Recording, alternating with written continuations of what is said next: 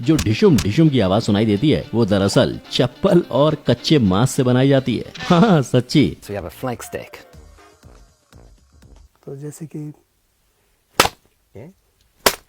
लेकिन ये तो कुछ भी नहीं, क्योंकि अगर मैं बोलूं कि एक घोड़े की चाल और नारियल में बहुत कुछ कॉमन है तो क्या आप मेरी इस बात पर विश्वास करोगे? आप करो ना करो, फिल्म के बड़े पर्दे के पीछे के लोग तो करते हैं। लेकिन इससे पहले कि मैं आपको इसका राज बताऊं, एक बात बताओ, अगर आपको कोई बोल दे कि बारिश की आवाज को रिकॉर्ड करना है तो आप सबसे पहले क्या रिकॉर्ड करोगे? असली बारिश या नलके से बह रहे पानी को? राइट। अब अगर आपने ये दो बातें सोची तो आप पूरे के पूरे गलत हो, क्योंकि मूवीज में बारिश की आवाज रिकॉर्ड करने के लिए नमक और शक्कर का इस्तेमाल किया जाता है। लेकिन कैसे? ऐसे ही आवाजों के पीछे का सच हम जानेंगे। नंबर 1, घोड़े जैसी चाल। एक बात बताओ, जब भी आप ये आवाज सुनते हो तब आपका दिमाग ऑटोमेटिकली घोड़े पर चला जाता है ना? लेकिन अगर मैं कहूँ कि आपका दिमाग बहुत गलत दिशा में दौड़ रहा है, क्योंकि असल में ये तो नारियल के छिलके की आवाज है। जी हाँ, और ये सीन जो हमने बाजीराव मस्तानी में देखा था, जहाँ रणवीर सिंह अपने घोड़े पर सवार जंग लड़ने के लिए भागे जा रहे हैं, उसकी भी आवाज कुछ इसी तरह बनाई गई थी। और ये कमाल का टैलेंट के पीछे बोले आर्टिस्ट सज्जन चौधरी और करनैल सिंह का हाथ है, जिन्होंने नारियल के छिलके की मदद से इस दमदार सीन को और दमदार बना दिया। लेकिन सिर्फ नारियल से काम नहीं ना बन पाएगा, क्योंकि जैसा कि आप देख सकते हो, वो घोड़ा कोई कंक्रीट की सड़क पर तो टहल नहीं रहा है, बल्कि वो तो जंग के मैदान पे दौड़ता हुआ दिखाई दे रहा है। इसलिए इस आवाज की हूबहू नकल करने के लिए इन्होंने बड़ी चालाकी से मिट्टी पर पड़ रहे घोड़े के कदम की नकल नमक से की थी। मड होना चाहिए यहाँ पर, तो हम लोग मड का फील देने के लिए सॉल्ट का इस्तेमाल करते हैं। वैसे यहाँ आपको जानकर हैरानी होगी कि ये नारियल और घोड़े की चाल का कनेक्शन सबसे पहले 1975 की picture Monty Python and the Holy Grail से ली गई थी, जिसका इस्तेमाल आज भी किया जाता है। पर मुझे बताएं, आपके दिमाग में क्या सवाल आ रहा होगा कि ये फोले आर्टिस्ट क्या होते हैं? हाँ, तो ये फोले आर्टिस्ट वो लोग होते हैं जो फिल्म में चल रहे सीन के पीछे सारे एक्स्ट्रा आवाज, जैसे कोई ताली बजा रहा है या जोर से सांस ले रहा है या जानवर की आवाज, ऐसी आवाजों को और भी अच्छी तरह से बताने के लिए अपने आजू बाजू से मिलने वाली वेस्ट चीजों से रियलिस्टिक आवाज बनाते हैं।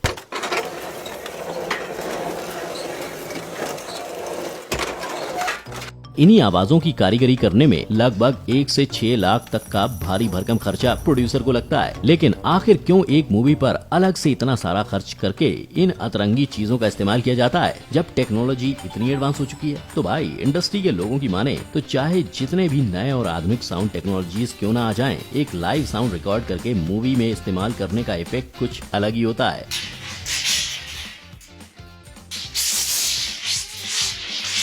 जो कोई भी आर्टिफिशियली मेड साउंड से नहीं हासिल हो सकता है। और आप मानोगे नहीं, ये जो टेक्निक की हम बात कर रहे हैं वो दरअसल 1920 से चली आ रही है, जिसको शुरू करने का श्रेय जाता है जैक फोले को, जिन्होंने इसकी शुरुआत की थी साइलेंट एरा के जमाने में, जब मूवीज में कोई डायलॉग नहीं हुआ करते थे। पूरी मूवी सिर्फ एक्टिंग, इमोशंस और साउंड इफेक्ट्स पे ही चलती थी। जैसे कि चार्ली चैपलिन की कोई भी मूवी देख लो, और वो अपने आजू बाजू की चीजों से मूवीज में ये रियलिटी के इफेक्ट्स लाते थे। इनका इम्पैक्ट इतना ज्यादा था कि आज इन्हीं आर्टिस्ट को फोले आर्टिस्ट भी बुलाया जाता है। नंबर 2, कदम कदम बढ़ाए जा।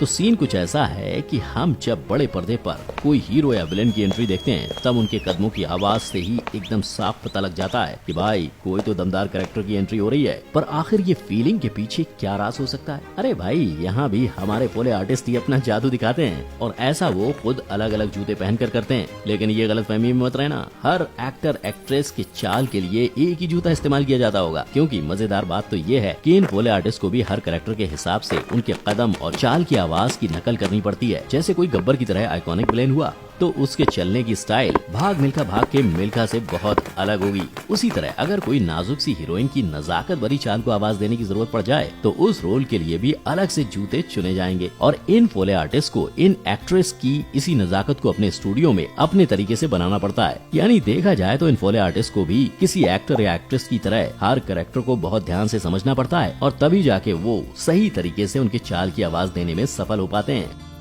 नंबर 3, बरसों रे मेघा मेघा। ये कोजी और कंफर्ट वाली फीलिंग बस बड़े पर्दे पर दिखती है, क्योंकि पर्दे के पीछे की कहानी तो बहुत ही अलग है। क्योंकि आप मानोगे नहीं, हम फिल्मों में जिस बारिश के सीन को देख के और उसकी हल्की हल्की आवाज को सुन के इतने बह जाते हैं, उसे रिकॉर्ड करने के लिए कोई बारिश में खड़ा नहीं हो जाता, बल्कि जैसे कि मैंने कुछ देर पहले कहा था, फोले आर्टिस्ट बारिश की आवाज हूबहू निकालने के लिए नमक और शक्कर का इस्तेमाल करते हैं।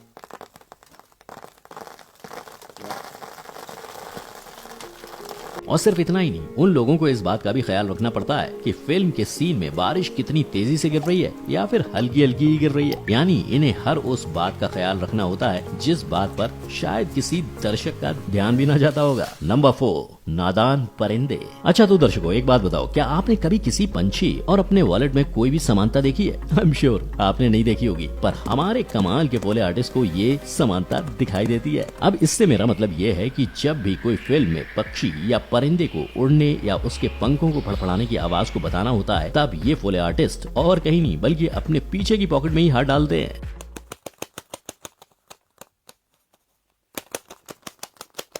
वैसे आप तो जानते ही होंगे कि बॉलीवुड और पक्षियों का अपना अलग ही कनेक्शन है, क्योंकि लगभग हर बॉलीवुड फिल्म में एक आधा पक्षियों का सीन तो जरूर होता ही है। लेकिन अब एक पक्षी के पंखों के लिए वॉलेट तो चल जाएगा, पर तब क्या जब सीन में ढेर सारे पक्षी एक साथ उड़ते हुए दिखाई देंगे? फिकर नॉट, क्योंकि फोले आर्टिस्ट के पास हर सवाल का सॉल्यूशन है। क्योंकि पक्षियों के झुंड के लिए ये लोग अक्सर हाथ में पहने जाने वाले ग्लव्स का इस्तेमाल करते हैं। यानी एक मामूली से पक्षी की आवाज की नकल करने के लिए इन फोले आर्टिस्ट को बहुत सी बातों का ध्यान रखना पड़ता है। Number 5, action packed scene. वैसे आपने भी रोहित शेट्टी की फिल्मों में एक्शन सीन्स तो देखे ही होंगे। आपको ये जान के हैरानी होगी कि ये सीन में जो हड्डियों के तोड़ने मरोड़ने की आवाज आती है ना, वो दरअसल सब्जियों से निकाली जाती है।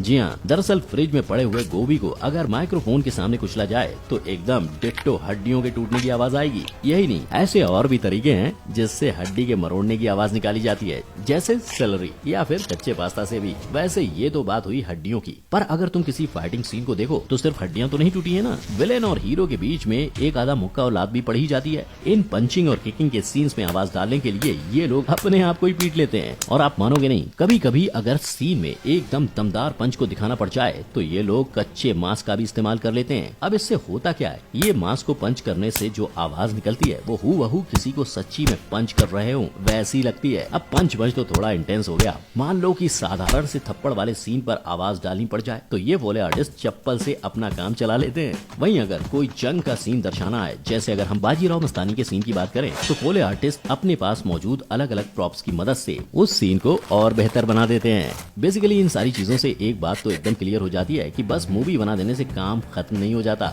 बल्कि वो तो बस 30% जितना काम होता है। बाकी का सारा मिर्च मसाला और मैजिक तो ये साउंड डिपार्टमेंट वाले और एडिटिंग वाले करते हैं। तो अगली बार जब आप कोई मूवी देखने जाएं तो ध्यान से कान खोलकर साउंड इफेक्ट्स पर जरूर ध्यान लगाना। क्या पता आपको इस वीडियो में दिखाई गई कोई रेफरेंस ही मिल जाए। और ये सारे पॉइंट्स में से आपको सबसे शॉकिंग पॉइंट कौन सा लगा, ये नीचे कमेंट सेक्शन में जरूर बताना।